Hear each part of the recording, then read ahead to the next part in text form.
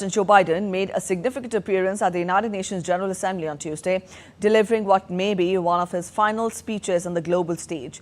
His address touched on critical themes centered to his foreign policy, including the support for Ukraine, international competition, and the importance of upholding the UN Charter.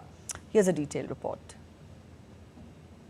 U.S. President Joe Biden gave a somber farewell address to the United Nations on Tuesday, using his own decision to drop out of the U.S. presidential election to warn off the dangers of autocrats around the globe refusing to quit. The 81-year-old exhorted world leaders to stand up for democracy in the face of spiraling turmoil and conflict, urging support for Ukraine and pushing for peace in the Middle East.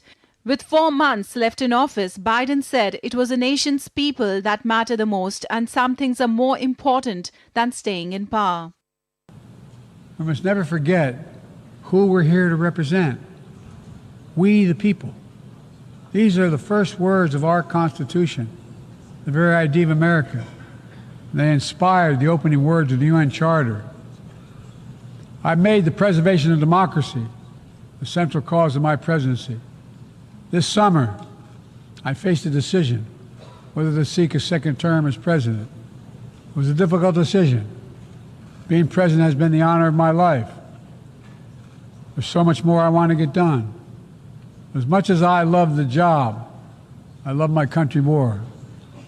I decided after 50 years of public service, it's time for a new generation of leadership to take my nation forward.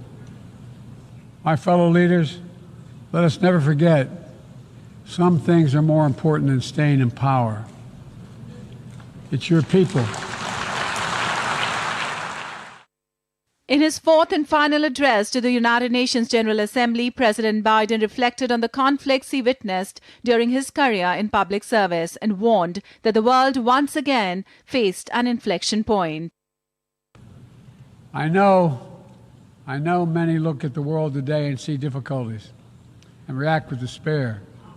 But I do not. I won't. As leaders, we don't have the luxury. I recognize the challenges from Ukraine to Gaza to Sudan and beyond.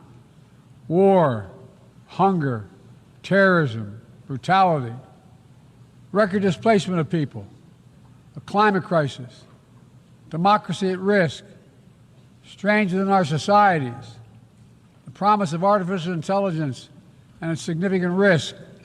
The list goes on, but maybe because all I've seen and all we have done together over the decades, I have hope. I know there is a way forward. Biden's speech also covered the climate crisis, the urgent need for aid to strife-torn areas, and the need to address the challenge of artificial intelligence.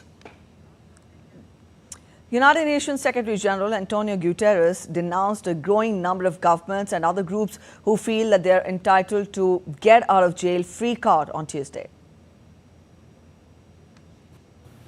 Excellencies, the level of impunity in the world is politically indefensible and morally intolerable. Today, a growing number of governments and others feel entitled to get out of jail free card. They can trample international law. They can violate the United Nations Charter. They can turn a blind eye to international human rights conventions or the decisions of international courts. They can thumb their nose at international humanitarian law.